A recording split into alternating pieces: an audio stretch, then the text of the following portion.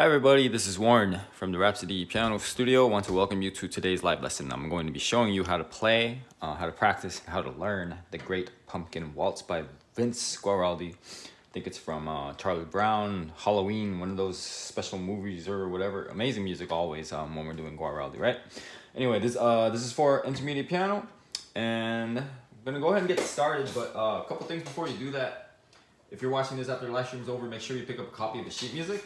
Okay, because I teach with the sheet music, I don't really teach by ear, so that's not something that if you want something by ear, sorry, I can't really help you out with that. And also, if this is your first time here, make sure you hit that subscribe button if you're not a subscriber, and the notification bell if you want to catch all these tutorials and lessons that I come out with on a daily basis. What is up, Charles? How's it going? All right, so this is Great Pumpkin Waltz, just in time for Halloween.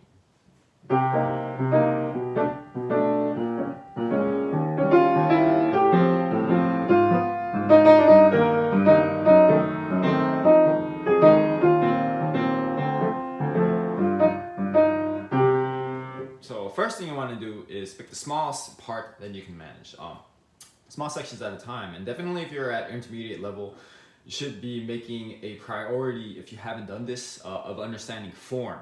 Okay, a lot of books, but mainly it's just a lot of listening and analyzing, right? But you'll get to understand form definitely by sectioning off the music, like we're gonna do here today, just small parts at a time.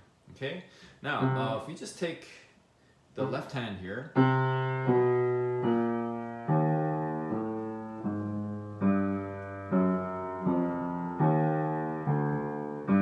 I like just doing it, just so you can doing it that way, so you can hear a bass line and kind of hear what the chord progression is like. Because if you get a handle of what the harmonic progression is like, it's just like another way to understand patterns. Yeah, that'll really make it a lot easier to play, right? So again.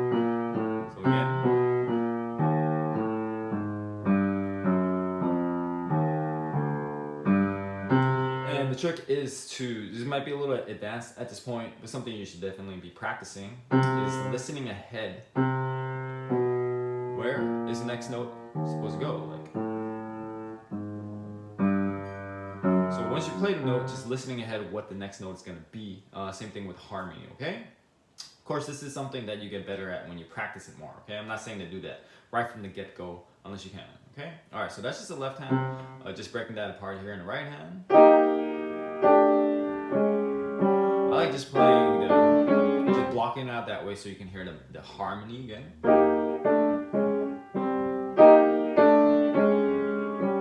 So there's the pattern, and then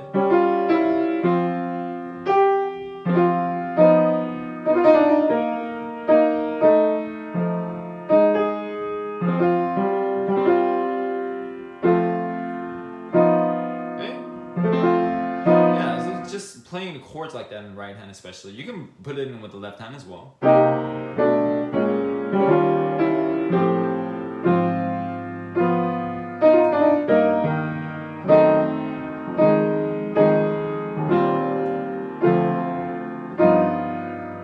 So again, getting familiar with the harmony, okay? Now, we're just gonna go back and do both hands again. This time, just playing it note by note. And even if I'm playing it note by note, you should be hearing those different harmonies, how they progress into the next, right?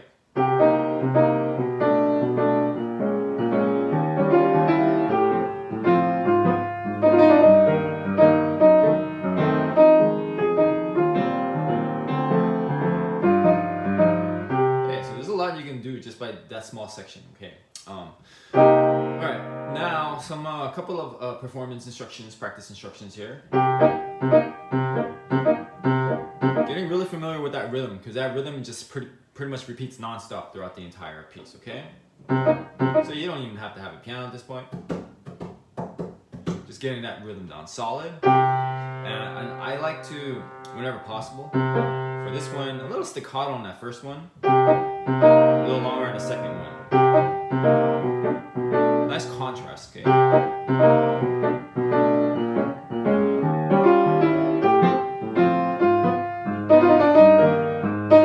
And then here, that little flourish right there is gonna take some slow practice.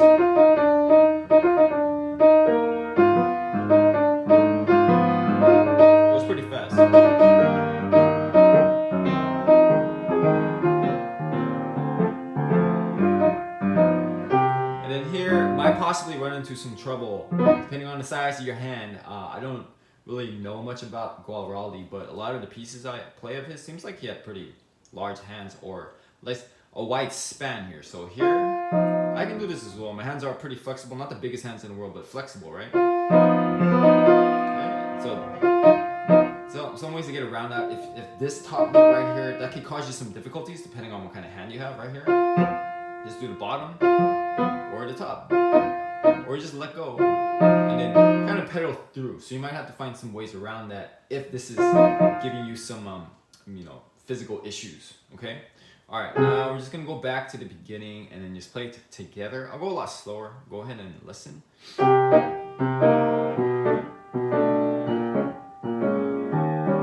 Oh, sorry. One more thing I'm pointing out here. Definitely get enough sound on this dotted half note because it's going to be tied through 3 measures, okay? So it has to travel. If you get too much of a small sound, it's already fading. It's not going to make it to the next part, okay? Yeah, I wish I had someone to do that for me. Definitely. What language is your name, by the way? Semma Goshi. Man, that's interesting. Okay. Reiko, hello, how's it going? So a lot of different nationalities here, I think. All right.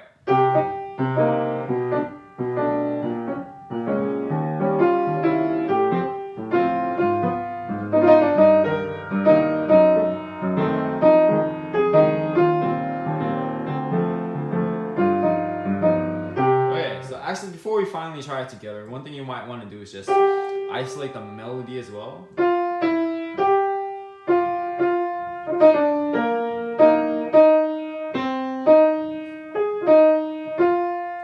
Because you don't want everything else to, you don't want to make the voicing even, you don't want it all. You want the melody to come out a little bit more. Little finger control, okay? This is a baby grand piano. Okay, now let's try it together. Hey, ready, set, go.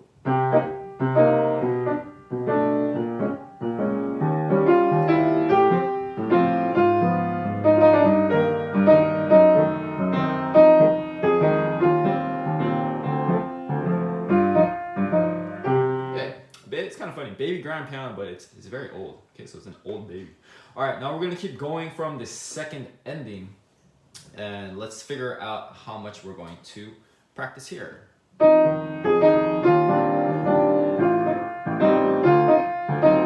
right, so just that little bit. I mean, we're still in the same key here, right?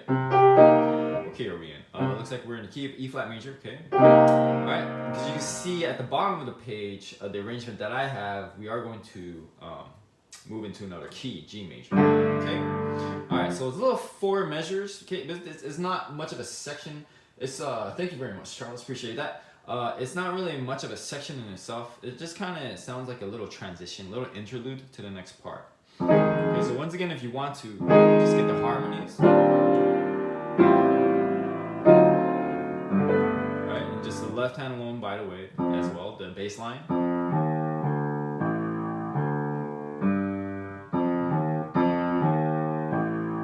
Yeah, that's right. So da da da da da. Like I'm not gonna do a lot of singing here, but sometimes you really hum it in your head, and then you do it without the piano.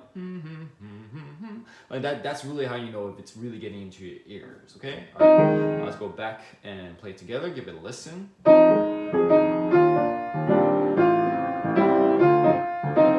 Okay, we're gonna try it together. Ready, set, go. Okay,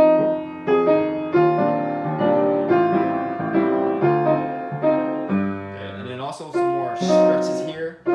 Refer back to what I said in the beginning of the lesson if that's giving you issues, right? Okay. Like a little tension is fine.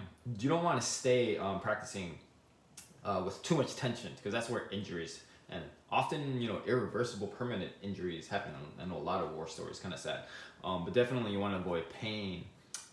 Tension is kind of impossible to avoid, but the least amount as you can. Okay. All right. So another reason for doing this sectional practice at a time, because in the beginning it's just a repeat, right? So if you just kind of play the whole song from beginning to end, you're going to unnecessarily just practice a lot of repetitive sections. And one of the principles when you practice effective is you want to save time. Yeah, I mean, if you're gonna play it like a performance from beginning to end with all the repeats, you're gonna do it anyway. But when you're practicing, you want to skip the parts that are the same and practice only what is different. Okay. All right. Now moving on to where it modulates to G major.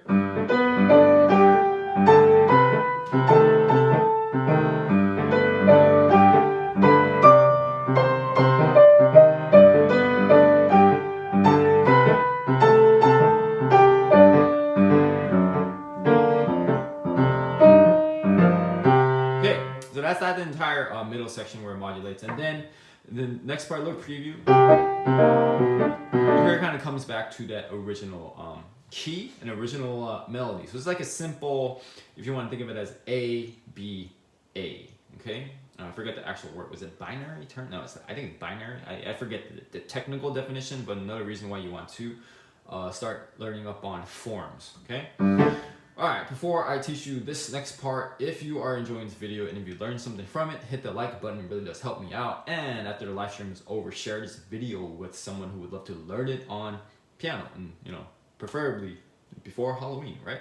Okay, here it's really difficult for me to pedal this part because you want these, you want the articulation to come out, but the way the right hand is.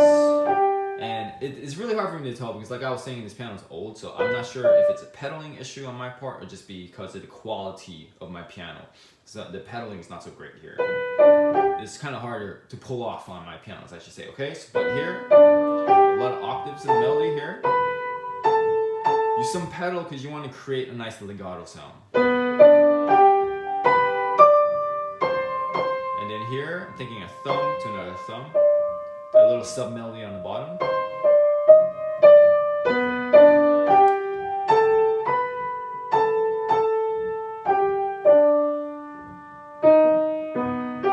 Okay, so that's what the practice here on the right hand. If you just do hands separately in the right hand,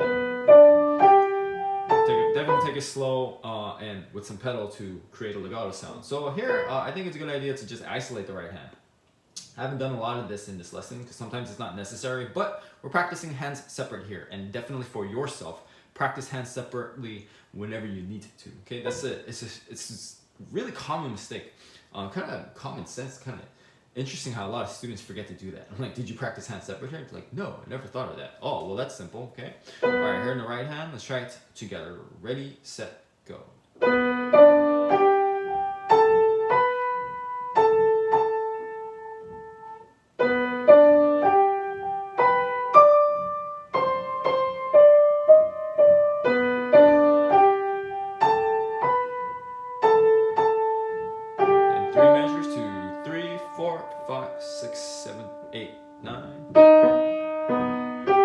Okay, and then while we're at it, might as well just do the left hand by itself.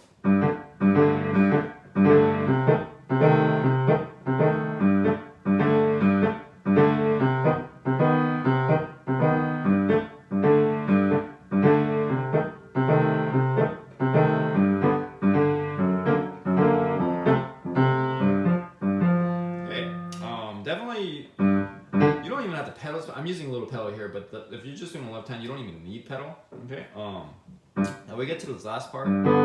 Here, it's another stretch. That G major harmony. Okay. It's I use a 2-1. I could reach that, but if you have issues, 3-1. And even some of my students, sometimes they one of the problems with I mean, this is just kind of like a random rant, okay, but it kind of it's a little related to the piano, right? Some students that I have, they're younger, right? Sometimes they progress a little faster than usual. So they get to like intermediate level. Their hands are too small to reach that. They haven't really grown into their body, right? So what I recommend is doing a 5 and a 1/4. This is pretty difficult. I don't tell them this, by the way. So if you don't tell a student that this is difficult, they think it's easy. It's like, oh, they just kind of do it. But if you put in their mind that this is difficult, then they kind of have a hard time, right? Psychologically, it's kind of crazy how the brain works. Anyway, that's a little aside. So here I use a 1/2. You could use a 3-1 or even a 1/4. The same thing here. All right. So always be adjusting whatever I show you in these lessons. I don't want you to think of it as just you have to follow it like it's a law. Just really think of this as just interpretations. And if you want to change some fingerings around, some of the ways I play it, then go ahead and knock yourself out, okay? Alright, so let's try that together in left hand. Middle section G major. Ready, set, go.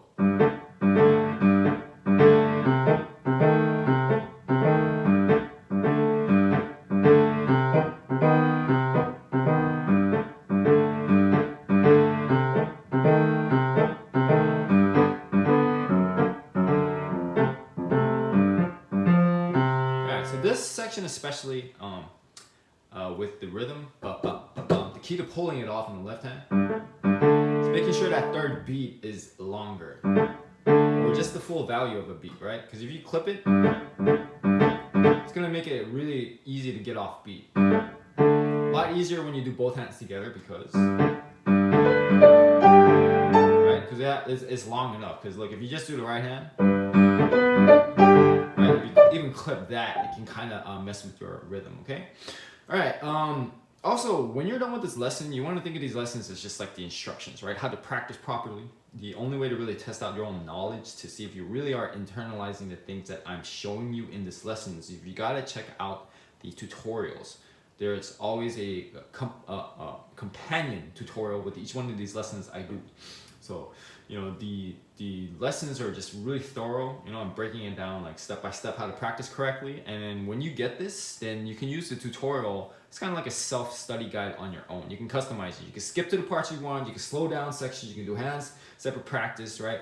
So you don't have to just go from beginning all the way to the end like I'm doing here. Okay, so when you're done with the lessons, remember, use the tutorials to kind of study on your own, and you can get there because that's how I teach my own private students. We have weekly lessons, which is basically what this is like, give or take a lot more detail, of course. And it's a lot more personalized as well because each student is different.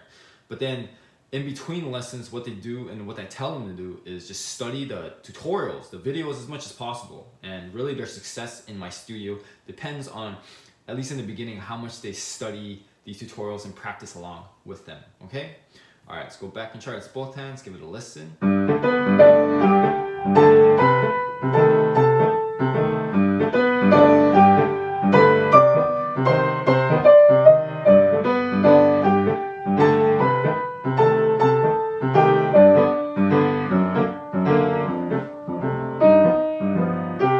Okay, slowing it down, ready, set, go.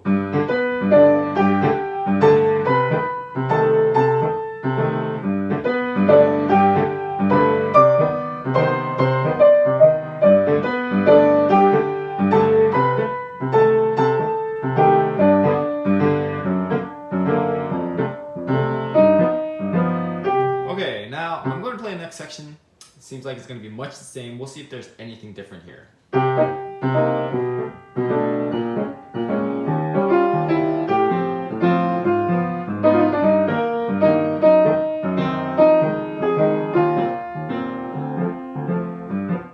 Nope, this is exactly the same, so you're going to skip this part. And if you're playing this in its entirety, I'll see you later, Chalky. Good night, my friend.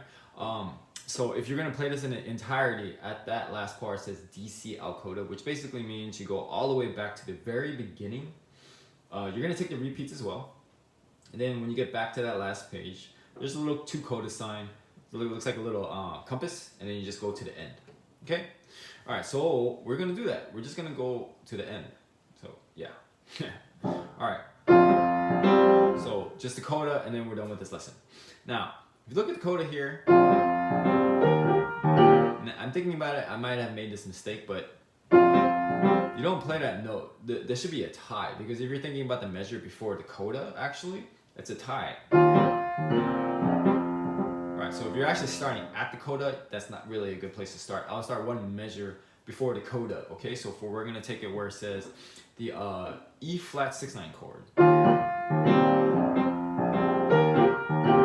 Yeah, so be careful here. I think in the video I might have actually played that as a note. Okay, anyway.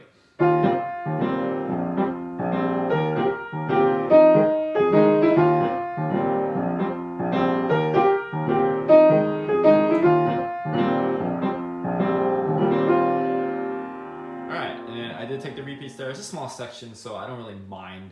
Like I was telling you in the beginning, these are just not stone cold, concrete rules, okay? Sometimes you can break them. A lot of times you can probably break them. Okay, all right. Let me show you one more time.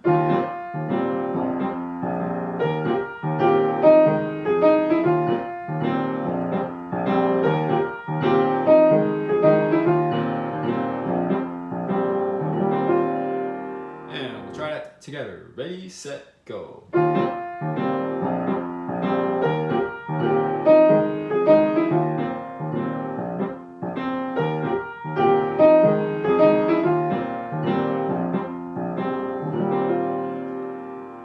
Alright, so make sure you review this lesson, many other lessons by the way, because it's the same process with whatever I teach. Of course, depending on the level and the genre of music you're working on, there are going to be some things that are different, but this is the basic blueprint on how to practice correctly, okay? Make sure you watch a lot of my other lessons to really absorb these principles. Could be any level, can do easier stuff, can do classical music, pop music. I have a ton of videos if you haven't noticed that on my channel. All right, so make sure you watch many more lessons, and you could repeat this one too, by the way, okay? Because of course, if I'm teaching a student, sometimes depending on the difficulty of the piece, we're not just learning it in 1 week, right? Sometimes over the course of a month, maybe 2 weeks or something like that, okay? So, you know, you don't have to watch this lesson every day, but if you're really intent on learning this, this piece, then you probably want to come back and review it every once in a while when you're practicing it, depending on what your deadline is, okay? All right. Yeah, then I also have a lot of other resources. Make sure to check out all my cards and the links. Tons of extra free videos online to help you achieve whatever goal it is that you want with piano, okay? All right, thank you guys so much. I hope you enjoy the rest of these tutorials that are coming out this week. A lot more, you know, Halloween stuff. So yeah, and then I'll have a really special Halloween lesson for you on Saturday. So I hope to see you then, okay? All right, guys, have a good one and happy practicing.